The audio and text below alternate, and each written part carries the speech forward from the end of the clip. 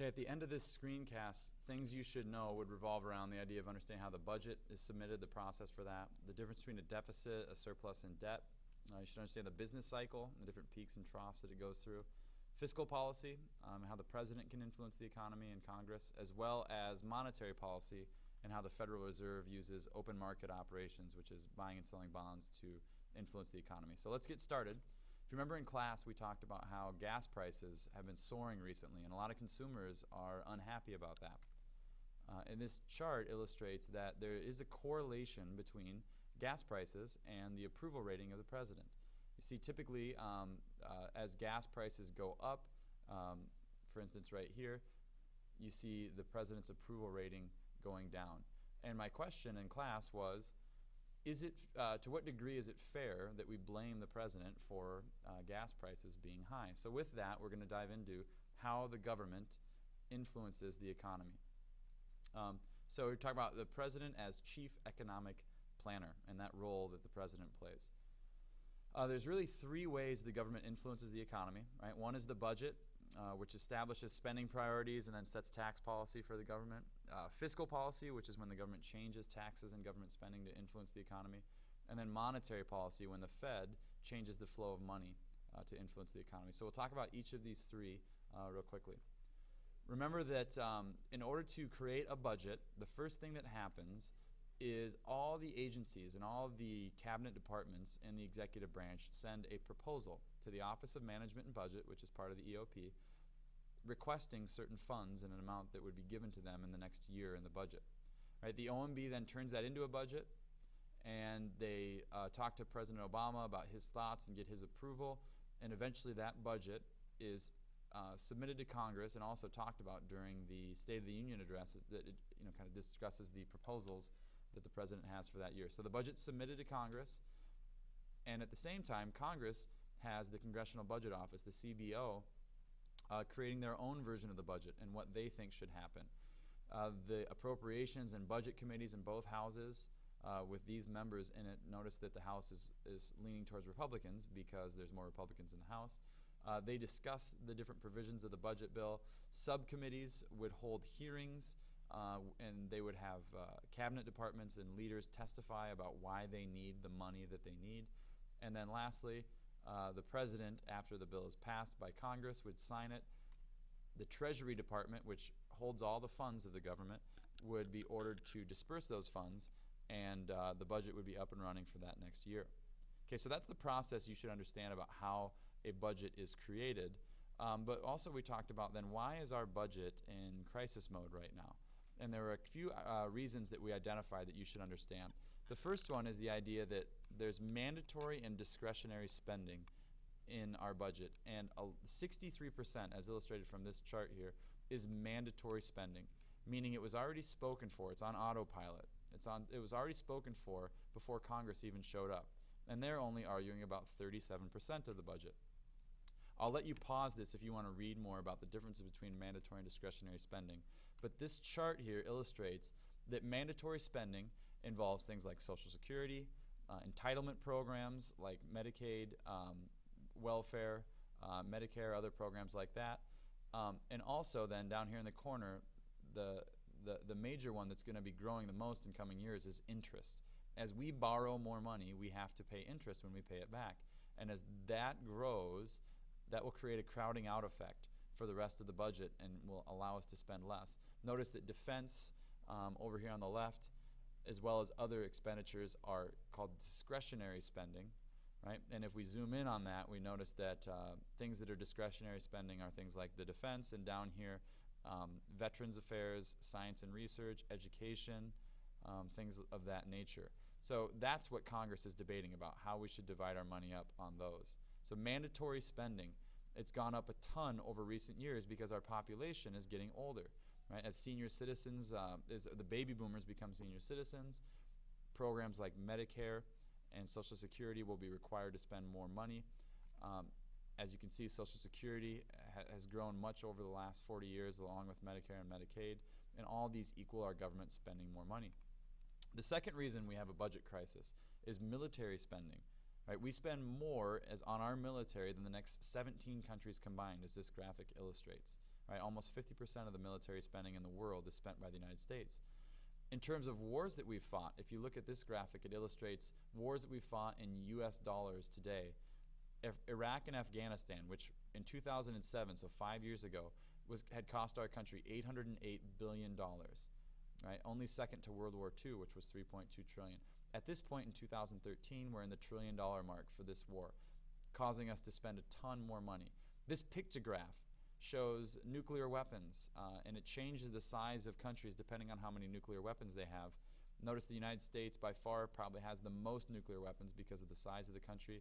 Russia, China, India, followed by France, and then England, right, are all countries that have nuclear weapons, which again indicates the amount of money that we spend. The third thing, the reason that we're in a budget crisis is because of our economic crisis that we've suffered, right, in the Great Recession. The government has spent $4.7 trillion on bailouts to try and help our economy grow, which is significantly more than we spent on the Iraq and Afghanistan wars that we just talked about. So pulling us out of our economic recession has caused our government to spend a lot more money. One such program that we talked about in class was TARP, Troubled Asset Relief Program, which gave the Congress the Treasury Department authorization to buy up $700 billion in bad mortgages that people could no longer afford. And by buying those up, that meant that banks no longer had to deal with these bad mortgages, and they could lend money out to other consumers and get the economy going. Also, one of Obama's signature bills was the Recovery Act, which is known as the Stimulus Act, where the government pumped $800 billion of stimulus money into the economy, funding various programs like renewable energy companies, different grants, things to keep the economy growing. And notice that as we're doing that, as we're trying to get the economy growing, the deficit, the amount of money that we're spending that we don't have, is continuing to grow. Right? So another reason that we're at a budget crisis is that we have one of the lowest effective tax rates, especially on the wealthy earners, that we've had in history. Notice since 1955, the tax rate on the top 400 taxpayers has continually gone down until it's almost equal to the median income tax rate. This is illustrated especially here in 2000 with the Bush tax cuts, right, which was we had a surplus, and George W. Bush decided economically to give a tax break to all families, which is oftentimes good policy. It's typically a conservative policy, but in this instance, it lowered the revenue that our government had, and at the same time, we were also increasing our spending, like I showed you earlier, through wars and through economic bailouts. Okay. And then lastly, the idea, all these problems, all this more spending and less revenue equals deficits. So on a yearly basis, anything in red here from year to year illustrates a deficit. We've only had surpluses recently when Bill Clinton was president due to higher tax rates and a strong economy. But when George W. Bush took over, deficits started to grow, and now that Obama has taken over, deficits have skyrocketed. All of those deficits added together create a debt. Right? And every year our deficit has grown, and so has our debt. So at this point, we are actually above $16 trillion in debt. And a lot of that is money that we owe to other countries, which we'll talk about in a second.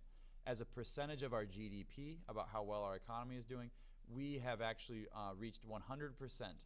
Right? So our debt equals 100% of the GDP in a given year in the United States. The only time that we've had this much debt in terms of a country is during the Great Depression, when we were spending money to try and pull us out of the Great Depression. Who owns our debt? Oftentimes it's owed to U.S. citizens, but notice since 1970 in this chart, the foreign ownership of our debt has grown dramatically, right? From 5% to 19% to now almost 50%, which poses a problem. We talked about this cartoon illustrating how a Chinese sub threatens the U.S. Navy by threatening to sell T-bills, which we talked about are promissory notes that the government has sold to China in form of debt. And if China recalls those loans, if they want us to pay back that money, then we will be forced to. Otherwise, we'll suffer lower credit rating on our bonds. So it's one way that the foreign governments can influence the United States, and it's not a positive thing. So why do we have a debt crisis? A larger debt equals crowding out of other spending, right? If we're spending more money on interest, then we can't spend money on important things like healthcare or education. Larger debt equals it's harder to borrow money. Right? If we have a lot of debt, then people are going to be less likely to loan us money in the future, especially if we don't pay it back. And larger debt equals more vulnerable to outside influences like China. If other countries own our debt, then we're kind of at the mercy of whatever they come calling to ask us to repay it. So all of these go together, and we talked about how this idea of how we might fix our debt process, right, or excuse me, fix our debt issue. And we basically talked about how there are two ways. We can either cut spending or we can raise revenue, right, and revenue meaning taxes, right? So what you should understand next is the process that we tried and actually failed, where President Obama, Speaker of the House Boehner, and Harry Reid, the Majority Leader of the Senate in 2011, negotiated a deal, right, where the Budget Control Act of 2011 created a super committee, right, where there were 6 Republicans and 6 Democrats from both the House and the Senate, and their job was to come up with an agreement about how deals could be reached about lowering the deficit. And they had until November of 2011. Right? And if a deal was not struck, then sequestration occurred, which meant that certain funds would be cut from the government, automatic and dramatic spending cuts. This was an incentive to try and reach a deal. And what happened is the super committee failed. So at this point, this is why in the next couple weeks, we're looking at sequestration. And you'll see that in the news, where automatic spending cuts are going to take place unless the government can come to an agreement, the Congress and the President, about how to handle our debt crisis. Okay, so focusing on the revenue side of things, right, which is the taxes, we talked about how our government also has a bunch of different tax sources for their revenue. Right? Individual taxes, the income tax, which was created by the 16th Amendment, makes the largest portion. The FICA tax, which is social insurance for things like Medicare and Social Security, is the second most. And then lower on the list, you see corporate taxes, excise taxes, which are taxes on specific goods. And all of these are a different type of tax. Right? Our income tax is a progressive tax where you pay more. The richer you are, the higher your tax rate is. A regressive tax would be when everyone pays the same amount. Right? So poor are typically affected more, which is typically would be illustrated by a sales tax on something like bread, was the example we used in class. If a poor person buys a loaf of bread and a rich person buys a loaf of bread, they both pay the same tax, so that tax effectively hurts the poorer person more. And then lastly, we talked about a flat tax, which is when everyone pays the same amount, or excuse me, not the same amount, the same rate. Therefore, everyone pays 10% of their income, let's say. So if you make $1,000 a month, you're paying $10 in taxes, or $100 in taxes. If you make $100 a month, you're paying $10 in taxes. So you pay 10%, not the same amount. So these different taxes are important because they have a broader impact on our economy. And that's when we talk about the business cycle, right? And the idea that our economy is always going through a business cycle. And on this chart, you see GDP on the left, which is how healthy our economy is. It's consumer spending, government spending, investment spending, and net exports, all added together to create the amount of stuff made in our economy. And you can see economies over time, they ebb and they flow. They go up and down, up and down. The up period is known as a boom or a peak, which typically means full employment, but also high inflation. There's a lot of people with money to spend, and they typically will spend it. That raises the price of things. If the prices get too high, people spend less, companies start to fire workers, and we enter a period called a trough or a bust, which would be unemployment. Factories are firing, people are laying off workers. The price of things goes down. As prices bottom out, people start to buy more, and the economy again grows. One of our goals, though, is for our government to affect the economy using fiscal and monetary policy, which would, in terms of these two, impact the economy and change things. So I'm going to stop with this portion of the video lecture, and the next part that we'll get into will be a specific part about fiscal policy and monetary policy.